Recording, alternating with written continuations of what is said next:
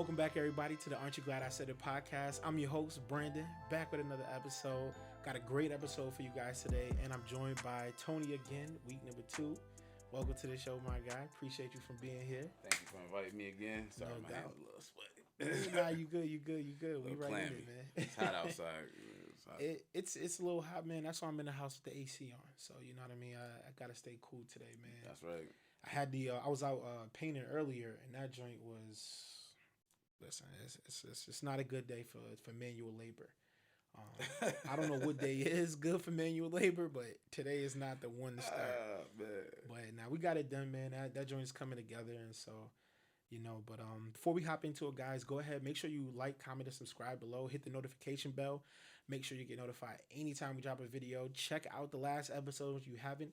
It's in the link in the description below. And I think you guys will like that. It was a good. I felt like it was a good intro video. It was. You know what I mean? Rebooting the podcast, getting to know each other again.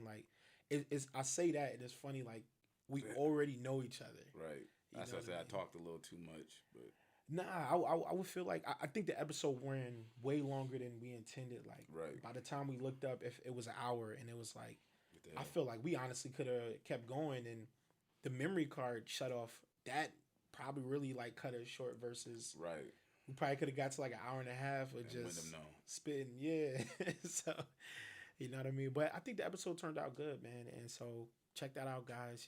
Keep up with it. But yeah, man. So how's everything been going since the episode, man? Everything's been good. Just been back in the gym. Caught a little stomach, little bug, so I had to sit down for a couple of days. I'm trying to make it back this afternoon. That's why I look a little tired, because that shit sat me down. But shit, I think the gym would tire me down more than the freaking stomach bug might, man. Nah, I love the gym. I love going to the gym. So the sanctuary, man. I might try to make it there tonight, but if not, then I'm just gonna go back home and just relax another day, let my stomach just rest, and then crack at it tomorrow morning. Man, that's the most sense, though. You can't overdo it, because it's just like those days when I just start getting back into working out. Right. I never forget. It was in college, the worst time it ever happened. I was it was when I got to my 4th year. Okay. And I had took 4 months off of just not working out. And I was looking in the mirror. I'm like, yo, you got to hit the gym today. You got to hit the gym hard. And so I geared up, went down, boom. I ran 3-4 games, went to the weight room, boom, got some reps. I was in there for an hour just pure lifting. Not taking too much time in between sets, everything just, you know what I mean, just really trying to get everything. And I did a full body. And so got out, took a shower, went to the lunch hall, got a sub. I'm still feeling good, tired, but I mean, everything still feels like, all right, man, day 1 out the way, I'm good. I'm about to get back. About to start saying things like, look at my traps. Yeah, you funny as hell.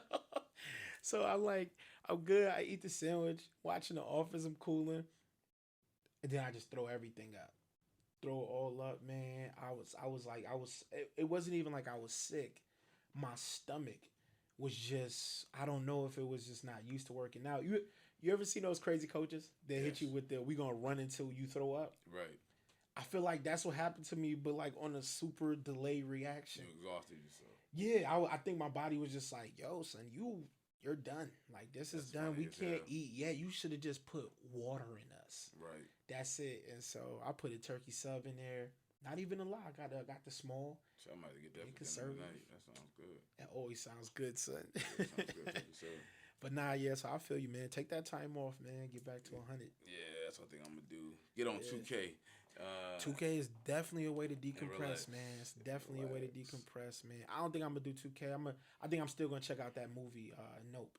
I'm good on it. I don't like horror, but it looks more like a sci-fi thriller. I don't know. Thriller might be an overused term these days in movies, but no, I've heard it's not a thriller. It's not a thriller. I just heard it's just not. It's not what people thought it was gonna be. So I was just like, I'm not gonna waste my money. Not gonna say that. My bad, but I'm not gonna spend my money. Is it a horror? Because it looks like they're talking about I think aliens. Yeah, One of the guys told me that the ending is just like it's supposed to be like a twist, but it's like this is it. They copped out. Yeah, I saw the first time I saw the 30-minute trailer. I thought to myself, I knew it was a Jordan Peele movie. Right. But I didn't like his Within Candyman. 5 seconds. I wasn't scared.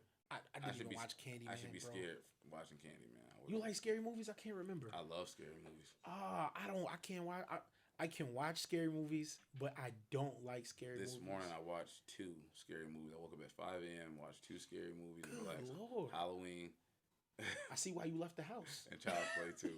But I'm not afraid. Like, I just like scary movies. They're hilarious to me. Is Child's Play really a scary movie?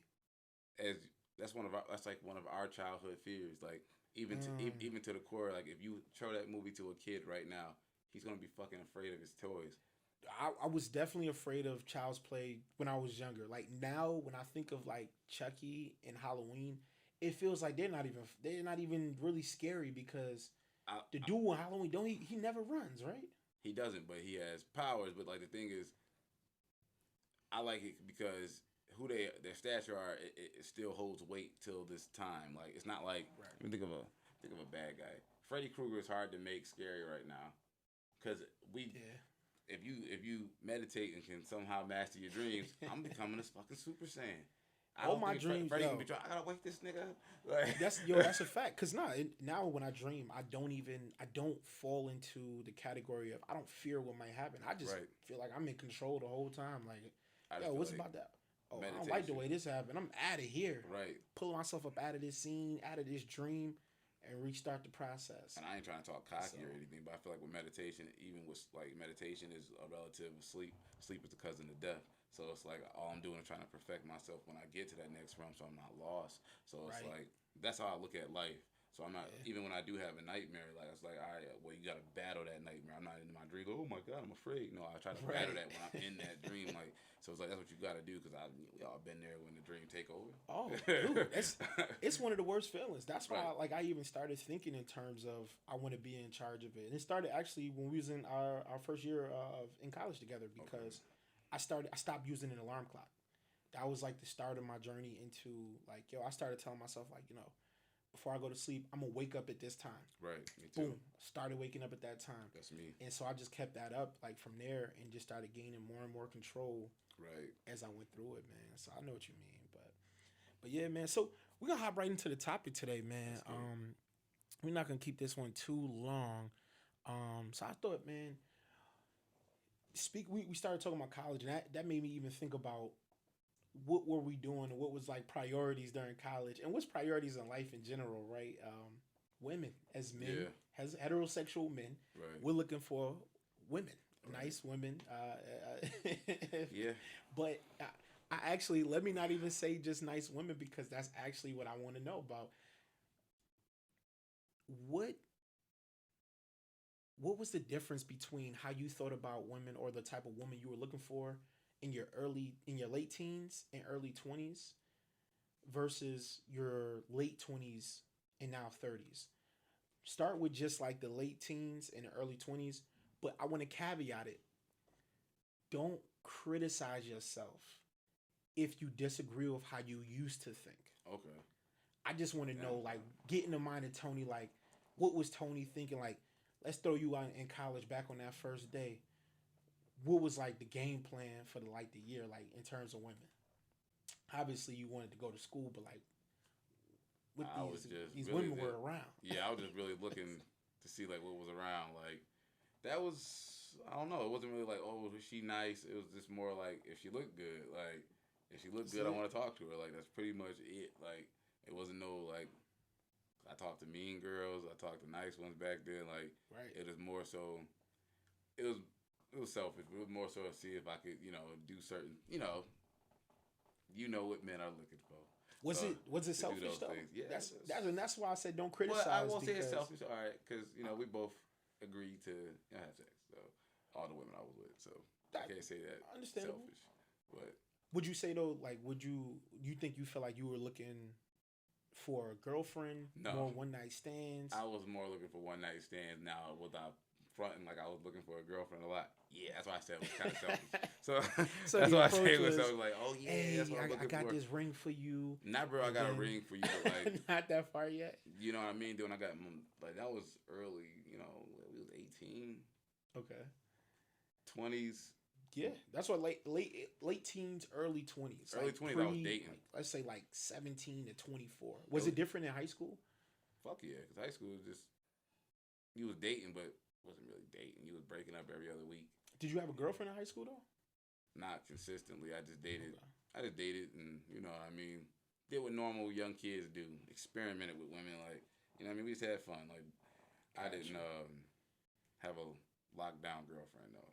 I got you. No, I only asked. I didn't either. I didn't have a girlfriend going through high school. It's not I did even through the so ninth much grade. of. You said in ninth grade. Ninth grade, but after that, I was done. That's interesting. The ninth grade, you had the girlfriend, and then Got 10th, kinda 11th, and stressful. 12th, it fizzled. Even your prom date, you didn't date your prom date either. No, she was just one of my friends. Okay, same here, She was same just one of here. my But friends. that's an interesting one. Why you think it was ninth grade? You actually had one. Like, was it? You feel like you were thinking different back then? Like you wanted something different? I watched a lot of Boy Meets World growing up. Ah, yo, that's crazy. Cause I was that leads me into what I was thinking about. Like, do you think society plays a role in how men? Not even Yeah. you include yourself in this if it feels right, but do you think like what we see, entertainment, music, all those things? Do you think they affected how we pursue relationships at that point? I believe so because in all the shows, it shows like in high school. I don't know about now because shows are different now, and I'm not watching this. The shows that the kids are watching, obviously. Yeah, they're a little Besides different. SpongeBob, I still watch SpongeBob. I still watch the cartoons. Like the new episodes of SpongeBob. Nah, like I watch like what's on like my Hulu. Oh, You know what I mean? okay. I watch that, but like The new episodes of SpongeBob is weird, y'all. If you out there I watching still it, love cartoons. I can't get it. You know I watch anime, cartoons I watch too. A shit ton of anime. Like I don't want to get on a SpongeBob tangent because I really used to love SpongeBob too. It's just it made me hate these newer episodes. I don't get into a lot of the new stuff. Like I didn't get into the new Rugrats or nothing like that. I don't even know if that was I out. didn't even know that was a thing. Yeah, I don't know if it came out yet. But back to just thinking about all of this entertainment stuff, like Boy Meets World. Like I like that. I think that was a good show though. I like you quoting that because to me that was like the biggest thing. Everybody wanted the Topanga joint, and everybody wanted to be Corey. Right. You know what I mean? Not saying you wanted someone to look like Topanga. Though. You wanted a Topanga. I didn't mind being Corey's best friend though, because even though he had it rough, he still was there though. Like, and I could relate to him because it's like, damn, I had it rough. Like, I didn't have my pops. His pops was running in and out. Like, so I kind of I loved Corey, and I had a little brother, but he had an older brother, so I was the older brother to my little brother. So you know what I mean? Like, it was a lot of comparisons, and like. You felt like it spoke to you. It was like I think that was the golden era of Disney in terms of they were able to capture what it felt like being a teen, a preteen, all those those even emotions. in their movies. Yeah, and I feel like they really did. There was like a push to try to get kids to think, go grab a girlfriend. Yeah, grab a girlfriend, love her. It didn't they get married in Boy Meets World at the end? I'm not for sure. I can't remember, but I think I know I've seen every episode, but I can't really remember. It's a throwback, man. But I feel like it was definitely a push, even in sitcoms where like when I used to watch Martin, the whole thing was about him wilding, but trying to get into that relationship. Jamie Foxx, him wilding, like he thought he was like a ladies' man, but the happiest times in his life was when I like them shows. He got fancy, the woman he'd been chasing the entire series. Right. And like even Living Single. As funny as that title wasn't bad. Even though I didn't like it when I was a kid, I'm like, oh my God, I can't get into it. As I got older, I appreciated the show because it's actual events. Yes. That you can relate to, but it's more for the mature mind. Yeah, it was literally like a group of people in the city who were single who were trying to figure out this relationship thing. Right. Like, how can we get into this? And I think everybody and actually make it work, because there is a big difference, I think, in seeing relationships that are toxic and don't work versus seeing them work. And so you know what's funny? What also made me think of this topic. There's this guy who I just see everybody mention it, but I've only seen like clips of their stuff. Andrew Tate. Oh, I've seen Andrew Tate. So he's funny to me. I've seen his clips. They're hilarious, bro. It's like he says things that are hilarious. Oh, men deserve to be with as many women as they want to, because this is what kings and sultans and this and that was. You know what I mean? And I don't want to misconstrue his arguments because I don't want to really focus on him per se. But I think I'm equating that to what are people being taught now? Because He's not talking to the normal man though. He's talking about a man of 10,000 plus stature. a month. Okay. So like when regular people watch this, I'm like, this is what I need. I'll be like, he's not talking to us. They already gave us the criteria of high value man. Okay. We're speaking. It's a group you have to fit into. We're aspiring to that. They already like him. Kevin Samuels already said that high value man percentile is 1 to 2%. So it's like they ain't saying this for all men. So old men be watching this video, looking at their girls like, look, you better look at this. Like, and I be laughing like, no, he's not really referencing you, bro. He's referencing himself. He's talking to a specific group of men. It's not talking to all of us. Like, that's an we're important the average caveat. men. Like 50,000 a year. I'm an average man. I make 50,000 a year. That's an average man. Like so, but that's a super important caveat because I think in taking it out of context, people will completely misunderstand that every message is not for you. Right. You know what I mean? And versus hearing or seeing something and saying, "Oh, this is absolutely for me." And I think that was the difference in Disney. Like, say we if we compare those two, Disney to Andrew Tate. Right. Disney, like I was saying, it speaks to that preteen teen experience of this is the normal experience that you're gonna have versus him speaking to a specific audience of this is the abnormal. This is the 1%. We're Disney was trying to capture that 90, trying to get as many eyes on this thing as possible. Right. I think Disney was trying to focus more on like relationship, love, and not, you know what I mean, showing like a family bond. Because look at the parents, you know what I mean. Even though I can't remember what was his friend's but Sean. Sean, yeah, I think it was Sean. Even though he had the rough lifestyle, we seen Corey, mom and dad. Even though they had like bits and pieces of arguments sometimes in the episode, but they had a good family lifestyle. It was real. It gave us. I think I agree. I think it was real. It gave us that peace, man. I really like that show. It was one of my favorite shows. And even so with that, that whole idea of this is how you were thinking in your 20s, and I would say I wasn't far off at all. Like honestly, like I feel like you captured what you were thinking in late teens, early 20s. It felt like an experiment, man. I love that word because it was. I would even say now feel free to criticize. I feel like it was an unfortunate experience to a degree because I feel like if I would have spent more time looking for the thing I now look for, I would have found it already, and probably have found it several times over at this point. And so with that, what is late 20s, now 30s, Tony? Like, what's that look like in terms of women? I got to bring you back to 21, 23, 25, because let's hop in the time machine. It was never like I was like a player. Like I got, when I was like 20, I got engaged. And 20, you got engaged? Yes, sir, for about a year. Jeez. Yes, sir. Ooh. Big tone. Yeah, but I was just doing that because I thought that was the right thing to do. You know what I mean? Jimmy, you didn't want to be engaged to this person?